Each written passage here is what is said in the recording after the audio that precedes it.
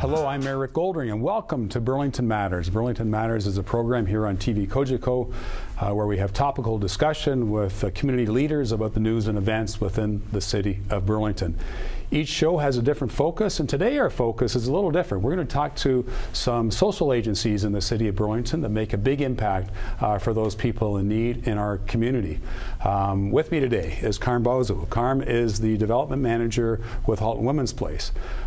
Beside Carm is Quinn. Cass is the vice chair of the Partnership West Food Bank, and we have Jeff Johnston. The official title is Executive Director, Major Jeff Johnston, Executive Director of the Salvation Army Burlington Community and Family Services.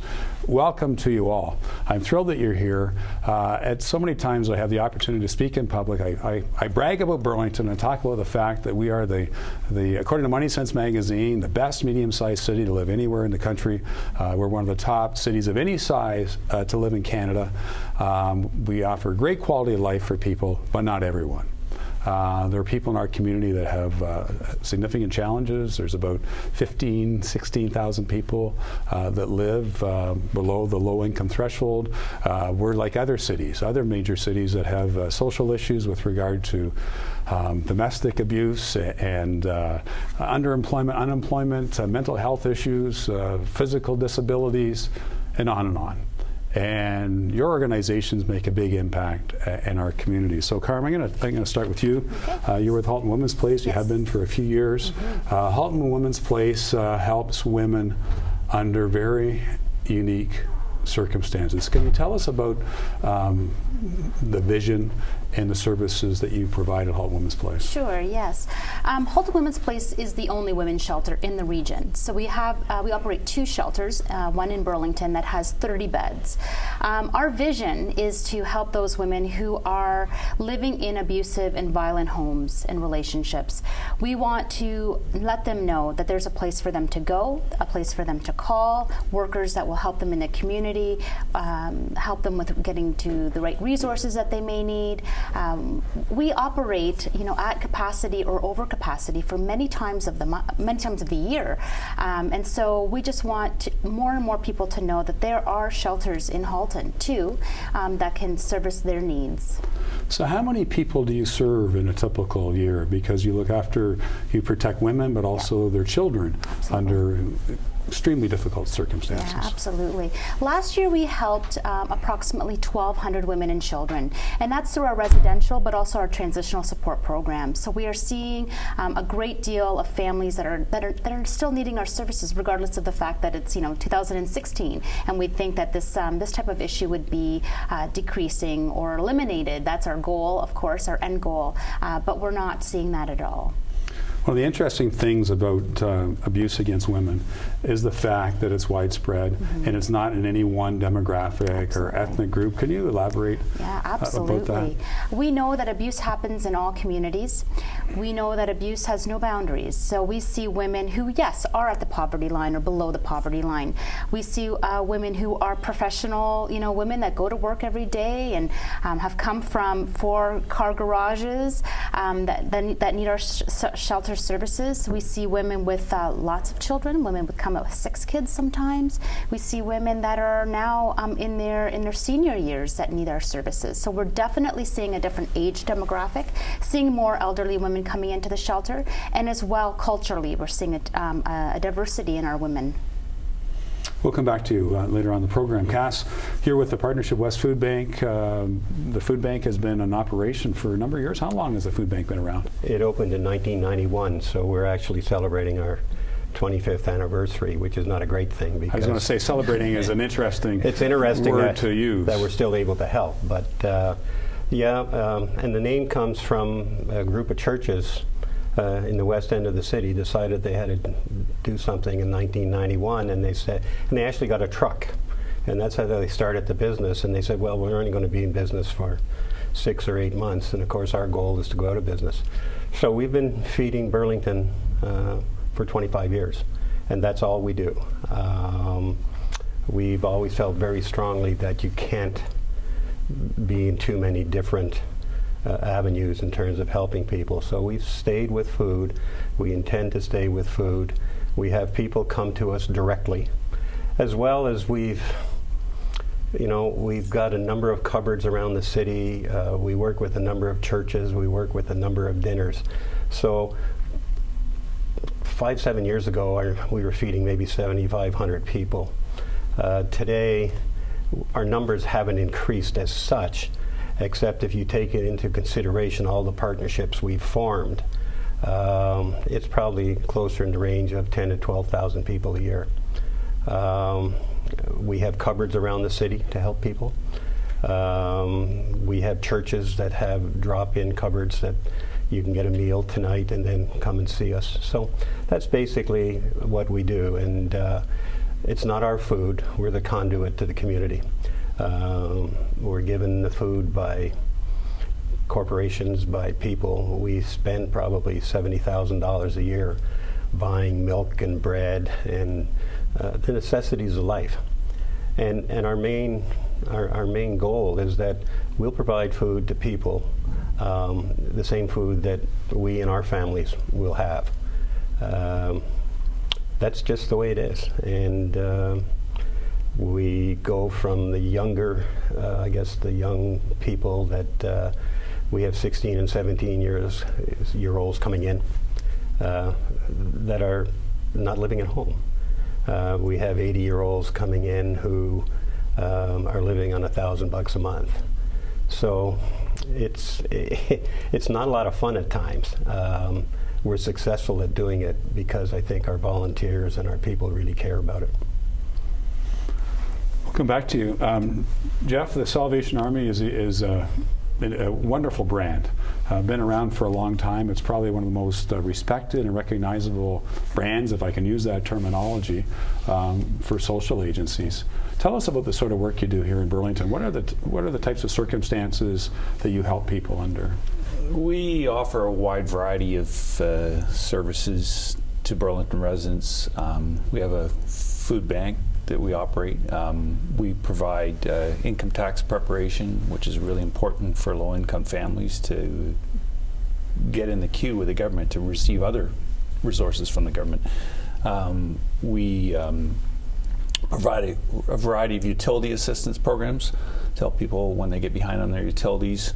You mean gas, electricity, yeah, and including the new government's program that you have to apply to get the electricity subsidy, which we used to all get, right, and now it's just for low-income families. So we also provide voucher system for them to go get clothing and furniture.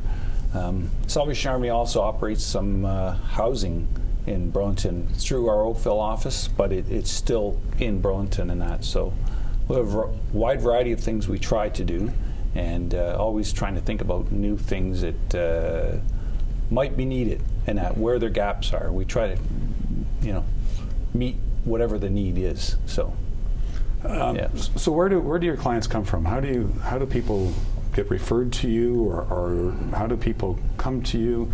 I would understand a lot of people are pretty independent and they don't necessarily want help, even though they need help. How do you get connected? How are those introductions made? I think Burlington's pretty good at the network thing, so I think a lot of the agencies are able to refer to other agencies. For example, we can talk about to our clients if we sense there's a need to connect with Halton Women's Place. So there's a lot of referrals between agencies.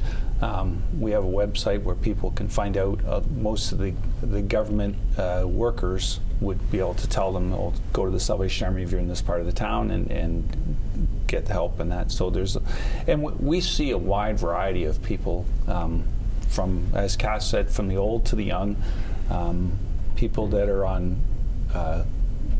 in low-income jobs that just aren't able to make things stretch.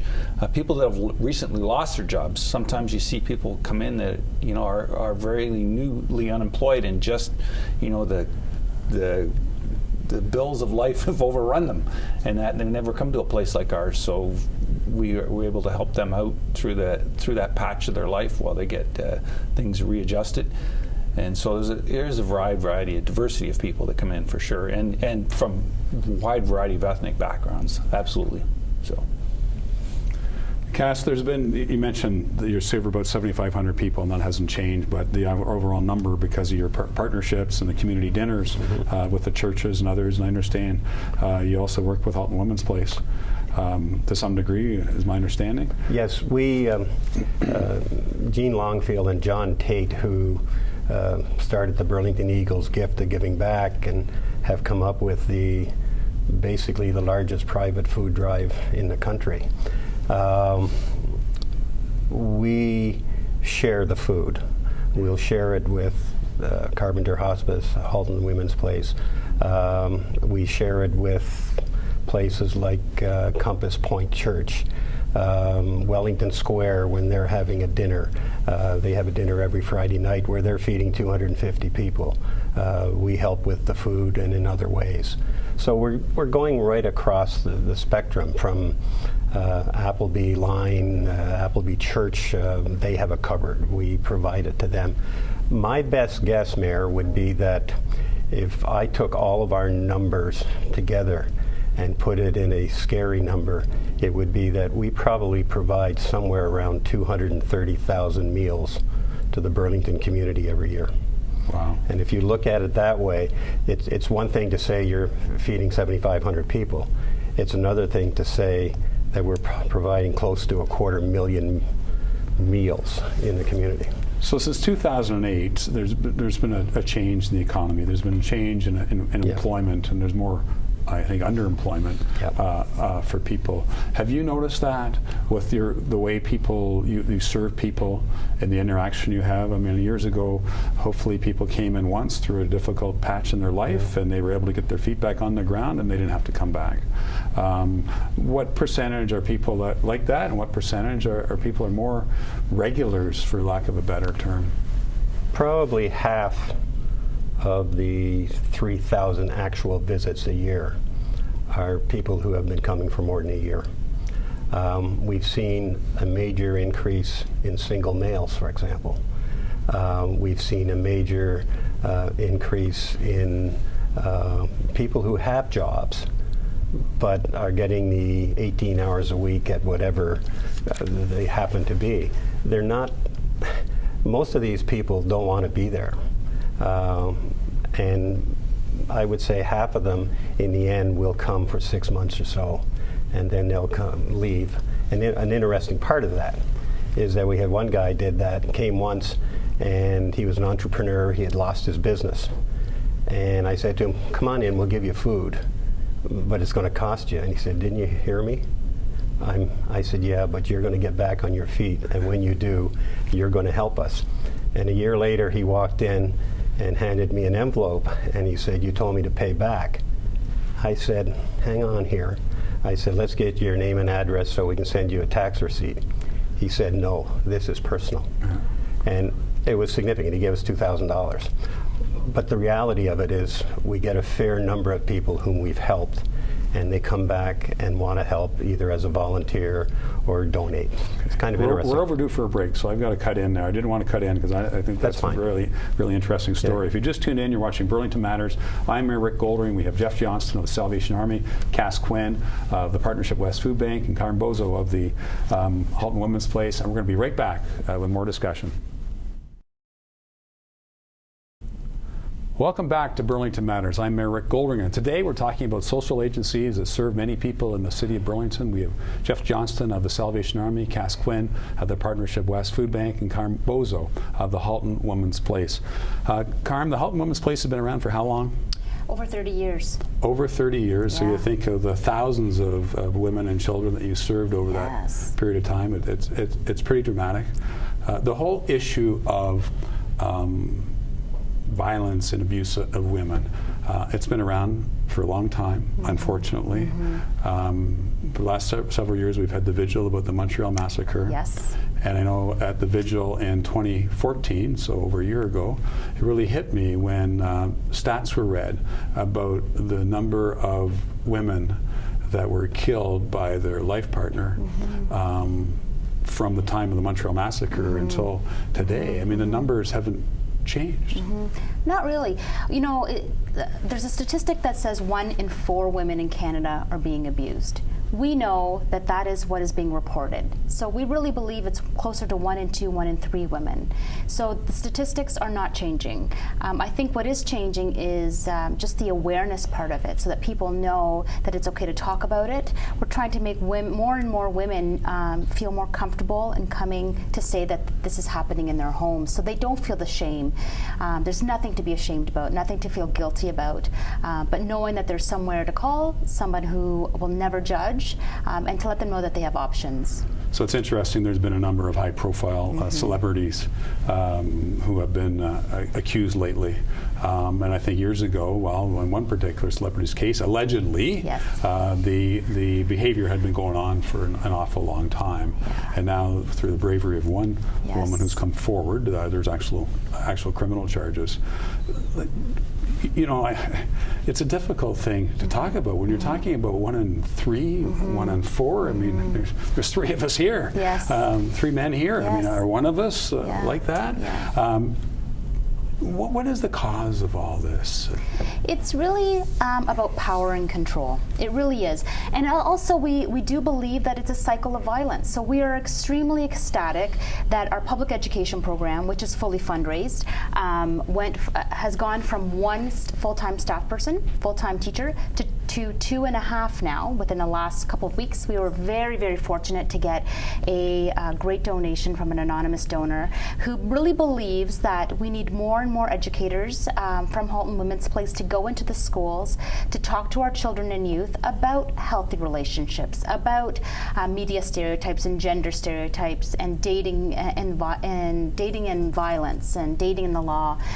We have a partnership with the Halton Regional Police as well in terms of going into some law classes, grade 11, grade 12 law classes, and talking about the consequences of what's happening in those dating relationships. And the police are seeing and have seen for many years, teens that are being charged and being accused of stalking, of abuse, of violence in their relationships. And we really believe it's because of what they're witnessing at home. And we're hoping that this public education program will teach children that this is not their way of life. It doesn't have to be. They don't have to emulate what's happening at home, and that's not what love is. In some cases, there's a cycle. Yes. Right. It's, for lack of a better description, it's passed on from one generation to the other as far as the behavior. I guess the objective is to break that. Absolutely. We know that our shelters are going to be open for many, many, many years. But the way to change our society, the way that we are ever going to prevent or eliminate violence against women is with our kids. And that's what we truly believe. And so if we reach those children before they get into the dating age, before they become the abuser that maybe their father was, or the victim that their mother was, we can change their perspective, change their life. All organizations that are represented here wouldn't operate without the tremendous support of volunteers. And Cass, I'm thinking, you told the story at the break how you got involved. Your wife asked you if you wouldn't mind dealing with some food, moving some food around, and you went in there, then you saw what was going on there, and you became very committed. But there's many other people besides yourself, obviously. How many volunteers do you have? And we probably have 35 volunteers. They vary from people who work the front shop where people come in and do their shopping, and the way our food bank works is that we don't say, here's your food. They come in and take what they want. To people sorting food, making sure the cans aren't dented, making sure they're not stale dated, to stocking shelves. We have people going around the city to various stores picking up food every week, going to companies who run food drives and picking up foods every week. So we got probably 35 people who are in there every week, and they do a heck of a job. So obviously you've had to develop some processes to make sure that you can deliver 230,000 meals a year. Obviously it took some time to do that, and took some good thought processes to get to where you are today. It's interesting. Our operations manager, who's one of 2 paid employees at Partnership West, he was a volunteer for 17 years. Which was quite a probationary period before we said, okay, we'll actually hire you. But we have training manuals. We have an approach where a new volunteer will work with one who's been there for a while. Let me say the critical thing in all of our volunteers is that they maintain the dignity of the people who come in, because it's really tough to come to a food bank. It's not easy, and so we train our volunteers to make sure that they treat all of the people who come in a very, very positive way. I'm sure that's the same for you, Jeff. You're dealing with people under trying circumstances. Yeah, it's difficult. I mean, when we talk about volunteers, I think I recently had to complete an application for a course I wanted to take, and I was sitting down trying to figure out how many volunteers we use in a year, and it's about 500 in Burlington. So it's an incredible amount of people go into making what we do work. But with all those volunteers, you have to try to make sure that everyone is on the same page with how we treat people, how we allow, we talk love people, but do it in a way that is that they feel that they're being loved, right? With compassion, dignity, allowing them their privacy, right? So everyone has to be on the same page for that to happen, and to do it well. And certainly that's a big challenge when you're principally a volunteer-based organization, which we are in Partnership West. I mean, we have some staff, but way more volunteers. We don't get what we do in Burlington without the volunteers. Well, certainly the fundraising at Christmas time and the kettle campaign. Yeah, it's all volunteers. It's all volunteers. Right. And how much did you raise this year? $250,000, $250,000 just through the loonies and toonies and the kettles. Wow. So, yeah. How do you keep your food stocked? And I guess one of the other questions is, for all of you, is the funding of your organization. So certainly the kettle campaign helps quite a bit, and you've got specific allocation for where that goes. But do you get any government funding, Cass? None whatsoever. None whatsoever? Not at all levels. Right. We're left to our own devices. So it's all fundraising. It's all fundraising. Our food is, we get about 50% of our food between Thanksgiving and Easter. And then from Easter to the fall, we're out of sight, out of mind type of thing. Not because people don't care, but because it's holidays, and there's no holiday that's tied into thinking of others. So we do that. And we give away, we give away all of our food, but we have to go out and raise, for example, that last year we raised $70,000 just to provide milk, bread, cheese, and that comes from people and companies in Burlington who helped us. But all the fundraising, so your operations, we do all our own fundraising. You get much food donated, obviously. A whole chunk of food. The Gift of Giving Back campaign provides a lot of food. Tim Hortons. The Smile Cookie campaign, Mayor, we got $49,000 this year. Where that money goes to is we have a snack program. Right. Because there's nothing worse than seeing a young boy or girl at school while the other kids are eating, they're sitting twiddling their thumbs. So we have a snack program which costs us $18 every time we give one, and we gave away about 2,200 last year. And that was directly from Tim Hortons' Smile Cookie campaign. And that was a cash, or that was cash? Yep, and that's how many cookies Burlingtonians bought. There was 49,184. Wow. So that's the way we use the funds. We operate on a very, very tight budget because in our business, and it is a business, whether it's profit or non-profit, we're in a business, and the business is we have to compete with all kinds of the the Heart and Stroke Foundation, breast cancer, Autism Canada. They're all very important, but they're very difficult to compete against in a fundraising mode. And you need sustainable funding. Right? It's not just one-time funding. You need sustainable funding. Yeah, and hopefully that can come in the future when specifically the Ontario and federal governments can start thinking that feeding people is very important. Now, Carm, what about Halton Women's Place? I know you do fundraising. Yes. Do you get sources of revenue from any level of government? Yes, we are funded by the Ministry of Community and Social Services. They do fund us to exist, if you will. But the shortfall is about $700,000, and that's what I have to raise within the community each year. It does go up every year. So this year it's 700,000. So that's why that number is very bright in my head. And it is difficult. It is difficult to compete with bigger charities and more known charities. And woman abuse, it's not really a sexy cause, I guess you could say. And so sometimes people don't think about supporting a women's shelter. So a lot of my job is the advocacy part of it and the awareness part of it, doing shows like this, so thank you for that, in terms of just letting people know the need, that even though Burlington is a wonderful place to live, there are women and children that are living in fear. And you raise $700,000 a year from the community? Yes. Wow. Mm-hmm. Wow. Jeff, what about you? Burlington is... in Burlington, the Salvation Army is funded just by Burlington residents. We don't receive any government funding. Well, it's not true of the Salvation Army in Canada. We are the largest social service provider in Canada after the government, and much of what we do is government funded. In Burlington, the programs we run are all funded by Burlington residents. Yeah, nothing from other than check donations, some good groups raising awareness, like so the Give the Giving Back. It says a lot about the community. It says a lot about the community, how generous people are. So we're going to wrap up very shortly. People want to know more about your agencies. How do they do that? Carm, quickly. HaltonWomen'sPlace.com, easiest way to get all of our information. Cass? Partnershipwebs.org. Jeff? Locally, it's Salvation or Sally-Ann.org.